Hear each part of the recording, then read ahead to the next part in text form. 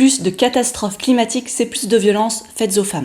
En étudiant les statistiques de tous les pays du monde depuis 1920, une équipe internationale a montré que les cyclones, inondations, canicules ou mégafeux entraînent systématiquement une hausse des violences domestiques et sexuelles. Une étude menée à Madrid montre qu'il y a 40% de risques supplémentaires de féminicide pendant les vagues de chaleur extrêmes. Et le nombre d'appels au numéro d'urgence pour les violences domestiques augmente proportionnellement aux températures. Pas nouveau, au XVIe et XVIIe siècle en Europe, pendant une période qu'on nomme le petit âge glaciaire, on brûlait des sorcières pour essayer de réparer le climat. Quand le gel ou de terribles averses de grêle détruisaient les récoltes, les paysans en colère cherchaient souvent un bouc émissaire, la plupart du temps des femmes un peu marginales, et les faisaient brûler vives. Les historiens estiment qu'en quelques siècles, ce sont plus d'1 million de femmes qui ont été exécutées pour motifs climatiques. À l'heure d'une nouvelle crise bien plus intense et causée par l'activité humaine, les violences augmentent et c'est pour l'instant un angle mort des politiques climatiques. En cette journée des droits des femmes, ça fait partie des revendications à porter. On peut s'inspirer, pourquoi pas, des mesures prises en Espagne.